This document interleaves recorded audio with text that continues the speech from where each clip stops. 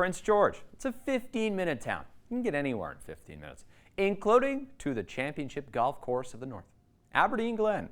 We're going to head up there for a very special Ladies' Day. We filmed this earlier this week, and well, safe to say it was a blast. Me, a ladies' night, and a beverage cart. What could go wrong? All that and more coming up on CKPG today.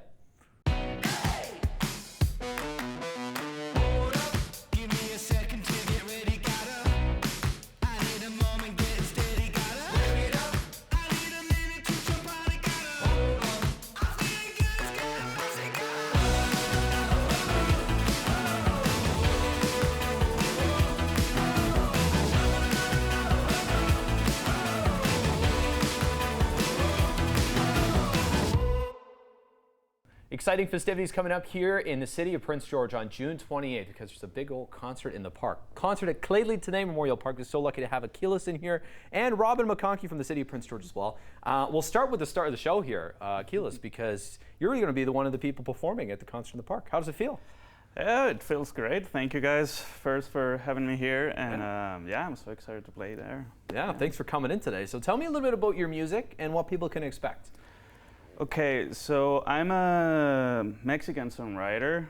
My kind of music, I don't know, I'm kind of eclectic guy. I like to experiment, like jumping into different genres and stuff. So yeah, maybe a bit of rock, pop, even jazz, Latin music, of course. See, Latin music is obviously the most fun of all. Yeah. I'm biased here, but I mean, Cinco de Mayo, like this is my favorite time of year because you get to hear all the great music. Yeah. So for folks wondering, yeah, it's going to be a big old Mexican party. That's the theme. Yeah? Rockish. Yeah, rockish with some taste. Okay. Yeah. Yeah. Now, how long have you been playing music for, Achilles? Well, I started when I was 15. I'm 36 right now, so like 21 years ago. Wow. And what instruments do you play? I understand better guitar. That's like my main instrument, and vocals. Yep. But I also play a few instruments here and there. On the side, yeah. Dabble. Looks like every musician does, I guess. Yeah. Robin, tell me a little bit about, from the city angle of things, concert in the park, because this year, similar to years past, fun for the whole family. Absolutely. It's an opportunity for us to get the Prince George community out into our beautiful parks and open spaces, enjoy some amazing entertainment. Yes. We have some food trucks coming. We Tacos? I can't promise you tacos. Okay. I can't, but there'll be good food trucks. Lots of good food. All the good food. We just really are. It's an opportunity for people to come out, bring your friends, bring all your family, bring a lawn chair, a blanket. We have it at the Bandshell on Saturday, June 28th, from 1 to 4 p.m. Amazing music, entertainment from everywhere. So we have all the information. The bands are on our website. So I was going to say, Achilles is just one. Achilles is just one. We have the Verdantes. Verdants at, thank you, 2 p.m. And then at 3 p.m. we have Andrew playing some solo music. So it's really an opportunity for everybody to kind of get out and like I say, music in the park. What a wonderful thing. Yes, absolutely. And it's supposed to be great weather as well. I mean, knock on some wood here, but so when it's like, what is it like playing for a crowd here, a public event here, Achilles? Because I mean, many people don't get the opportunity to do this, but is it more special to be able to play in a nice space like Lheidli T'enneh Memorial Park? Absolutely. I don't know. Personally, it's like my favorite park in Prince George. It is my favorite as well, I think. Yeah, it's so beautiful, and just like have the opportunity to play to all the people here in town is like just lovely. And yeah, summer, what else could we ask for? Well, we can't ask for that much more. The other thing I was going to ask you, what made you come to Prince George? I'm assuming, are you born and raised here?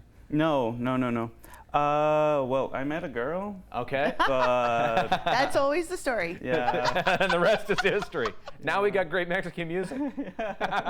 Or Latin pop, rock, a little bit of everything. Yeah, a little bit of everything, So, Rob, for people wondering, they don't need to buy tickets for this. No, it's a free concert. It's actually part of our park recreation strategy where we're really trying to promote gathering the public in these beautiful spaces. Come out and enjoy our beautiful park, the nature right along the river, and enjoy some amazing music, some great food, and a chance just to get together with your community. Yeah, no doubt about it. I mean, the mosquitoes are almost done, so it's even a better reason to get out to the park.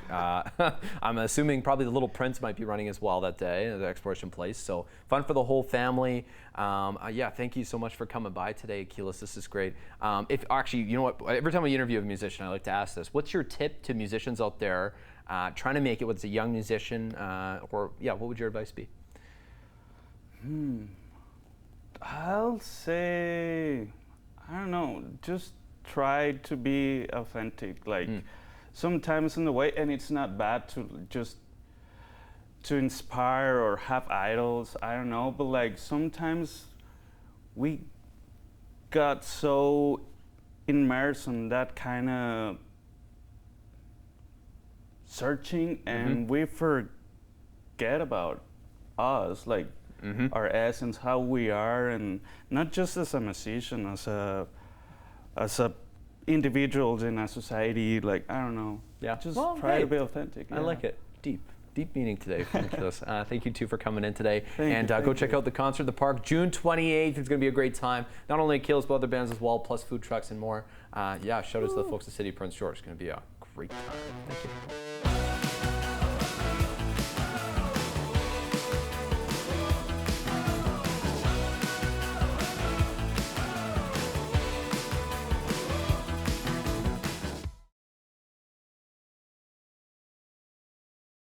You can call this hog fuel, but no, there's no hogs around here at UNBC. Only a giant cool energy plant. It's called the bioenergy plant. We're gonna take you inside today and explain how this process works.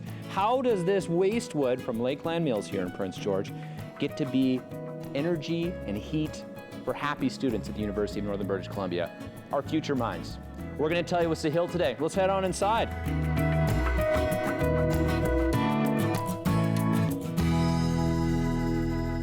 All right, so now you've seen the wood chips, but where the magic happens is behind us here in Sahil. Tell me about this big machine. This is a pretty impressive beast here at UNBC. Yeah, for sure. This is the bioenergy plant. We're right now in the control room. Behind us, we've got the controls and everything. As you can see, no one's here. It kind of runs by itself. Behind us, beyond the glass screen here, is the facility itself. So the bioenergy plant at UNBC was commissioned in 2011. It's been running 14 years. We get most of our heat for the campus from this plant. So it provides about 70 to 85% on a good year of our heating needs. And then we supplement that with natural gas boilers that we have in our original plant. And we only use the natural gas really when it's very cold during the winters, or if the bioenergy plant is down for maintenance, or it has some issue that we have to get through. Right. It's pretty cool though. I mean, it's like winters in Prince George and northern BC here are not light. So to be able to supplement the heat or do all of it at times, that's a pretty impressive feat. Yeah, for sure. Like right now during the summer, we just use the bioenergy plant. And yes, despite our pretty harsh winters here, the bioenergy plant still does most of our heating. The reason that we obviously wanted to put one in back in the day is because it offsets the use of natural gas, which is a fossil fuel. The bioenergy we use is considered carbon neutral. We get waste wood from the local sawmill, Lakeland Mills. That's wood that's come from shavings and whatever else was left over after they've produced value-added materials. And then we use that to generate our heat. So for us, it's just a way of not having to use natural gas, which otherwise in the past would have been 100% of our heating. What that means as well is that we do save money on the fuel. Okay, so this is why UNBC has such great facilities and scholarships. Yes, part of it. It has built for us accumulated savings. So over the years, we've saved over, I believe, between $4 and $5 million on savings from fuel because we're not buying gas. So gas is about 4 times the cost of the hog fuel per year. I've seen it on my bill, so anytime you can save that, yeah. Yeah, and it is also, so it's not just the financial impact, but also the environmental as well. Okay, so when folks are looking on their screens at a little bit inside this plant, it's pretty cool how that works. The chips get deposited. There's a whole conveyor belt system. Walk me through the life in a day of a chip here, because then you end up as ash at the end. But yeah, so the chips, they'll where they were stored, as you saw earlier, in the hog fuel bay. We call it hog fuel. Is there any pigs? No pigs? I looked it up. There's nothing to do with animals. Just apparently hogs. Some forestry equipment back in the day, something to do with hog, the word hog in it. So that hog fuel or chips, they go into a conveyor system. They'll go up into what's called a metering bin. The metering bin is what controls the throughput, the flow rate of the material. That material then gets moved through a couple of screw mechanisms up into what's called a gasifier. That's what makes this system unique. There are a few gasification systems out there, and this is one of them. Gasification, we don't actually directly burn the chips. We let the chips basically turn into gas. So over time, this bed of chips in the gasifier will turn into what's called synthetic gas. So it's about 800 degrees Fahrenheit, thereabouts. It's quite hot there. Then the gas moves up and into the next vessel, which is called an oxidizer, which is the taller, thinner vessel. That's where combustion occurs. The syngas then combusts, and we get what's called flue gas. That's at about 2,000 Fahrenheit at the bottom of the oxidizer. So the flue gas then goes into a boiler, which is basically a heat exchanger. And then we exchange heat with water coming back from campus, which is cooler. The water gets hotter and goes back to campus, and we use it for heating spaces. Or hot water at taps and things like that. The flue gas, now cooler, will move through what's called electrostatic precipitator, or ESP. That's a mouthful. Boy, Yes. you need a drink of water after that? Oh. I'm quite used to saying it. Oh, yeah. I won't say it 5 times fast, but you keep going. Yeah. So in the ESP, we basically have electric fields that we are attracting the particulate matter off of the gas. And then the gas cleaner now goes out to atmosphere, and we recirculate some of it to regain some of that heat. We basically, the particulate from the ESP becomes something called fly ash. That fly ash combined with bottom ash that came from the process earlier at the gasifier, we just mix it all together. It goes out into a dumpster. We'll move that out into a shed, which you'll see later. And then from there, that's the final byproduct. And currently we are using the ash as soil amendment at a local farm. Look at that, everybody wins. We won today by getting to talk to you, Sahil, so thank you for this. There you go, a little bit of insight into the bioenergy plant here. I feel like we should finish outside at the ash, but I feel like I learned a lot already, so thank you. Thank you for coming. So yeah, pretty cool plant here at UNBC that produces this ash. That's really the only byproduct. I guess you could count very happy students as the second one. This has been another edition of our Campus Connection here at UNBC. I think we kicked some ash today. Haha. Campus Connections is brought to you by the University of Northern British Columbia, where the North inspires new ways of thinking. Hold on to your sunglasses because we're giving you the chance to crank up the heat and the horsepower and win the ultimate summer getaway to Sun Peaks Speed Week, where the mountain air is fresh, the cars are fast, and the vibe's immaculate. You and a guest will score a 2-night stay at Sun Peaks for all the Speed Week action, passes to the golf tournament in support of the Canucks Autism Network, plus so much more. Head to ckpgtoday.ca, click the contest button, and boom, you're on the road to awesome. Entering is easier than pretending you know how to fix a car, by the way. Miss an episode? That's okay, life gets busy. We get it. Or maybe you didn't miss anything, but you're here to watch that one feature again because honestly, it was that good. No judgment. Here's the good news. You can relive every moment of the CKPG Today Show whenever you want. Head over to ckpgtoday.ca, click on the Today Show tab, and voila. So grab some snacks, kick back, and binge away because let's face it, life's too short to miss out on great local TV.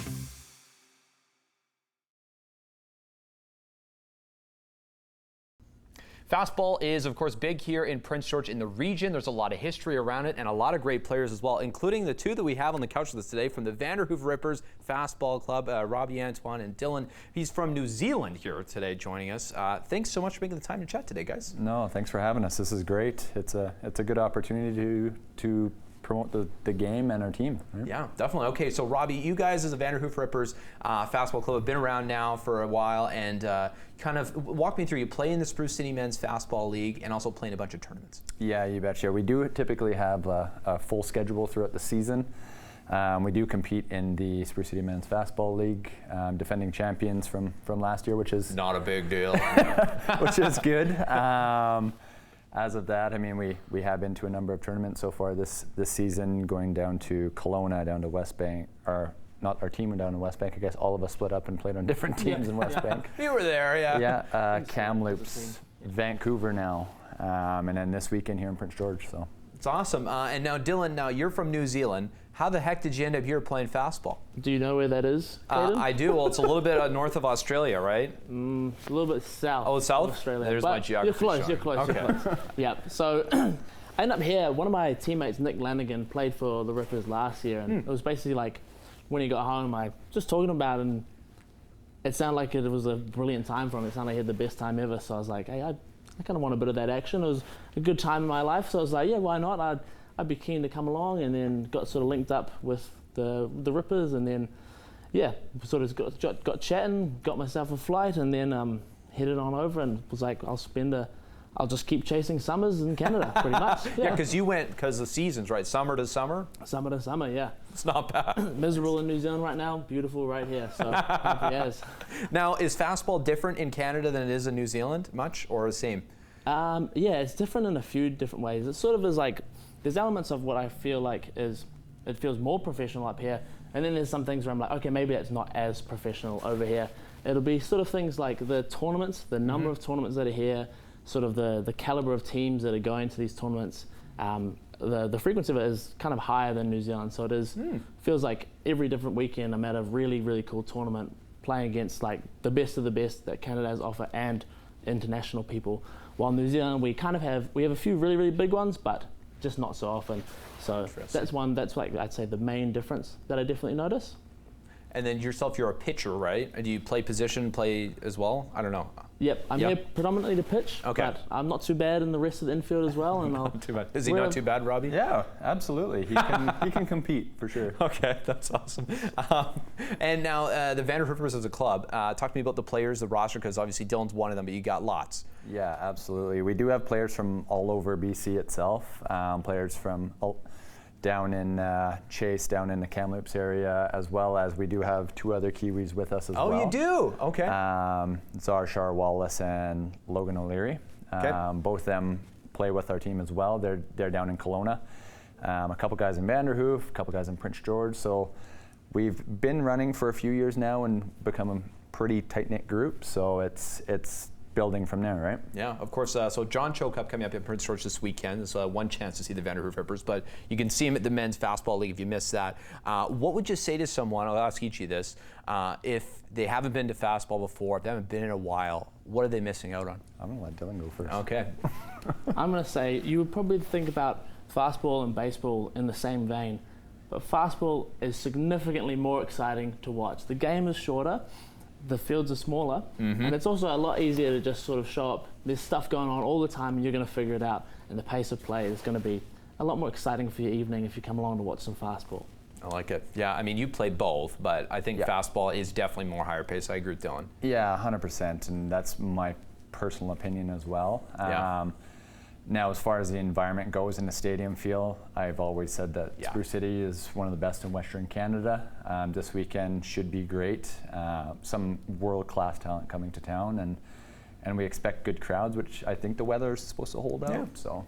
I like it. Okay, so people wondering too, there is a chance in Vanderhoof here Thursday night to see the Rippers play against STK, and this is a very, very high-class fastball club as well. 100% STK. Benny has done an amazing job with that team. They're ranked number 9 in the world. Wow. So coming into the exhibition game on Thursday in Vanderhoof, it's hopefully same thing, drawing a big crowd and getting the exposure and the growing the sport is the biggest thing, right? So. I like it. Now, thank you both for joining us today. It's been great to catch up. I kind of want to get Dylan to teach me how to pitch or something like that. Maybe he's got some Kiwi secrets. Absolutely. I've got all the secrets, and I will impart them all onto you, and you can come play tonight. I don't know about that, but thanks so much for joining us, guys, and good luck for the rest of the season. And on the weekend, of course, follow the Vanderhoof Rippers. We'll share all the details on how you can do that as well on ckpgtoday.ca. Awesome. Thanks, guys. Thanks Thanks for having us.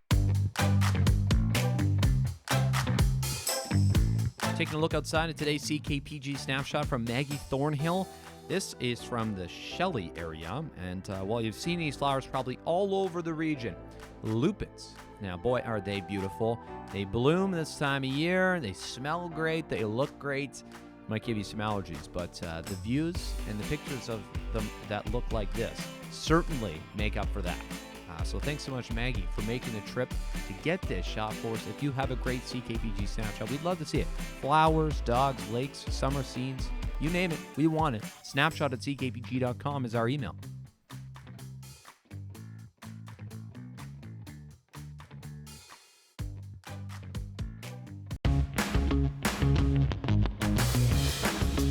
Hey there, got an idea or a suggestion for the show? Reach out and connect through our social media or send us an email at letstalk@ckpgtoday.ca.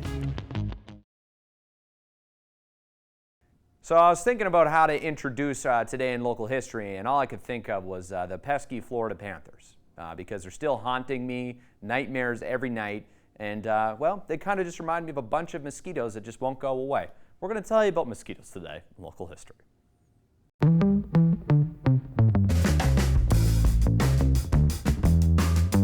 Taking a look back to 1996, it was a bad mosquito year, according to Bill Gall. That was the coordinator of the city's mosquito control plan.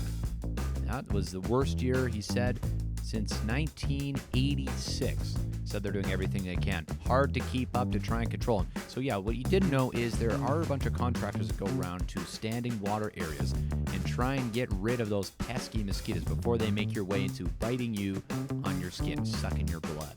The city still does this work. They did it back then, so I guess they'd have a good gauge as to what year is a good and what year's a bad mosquito year, right?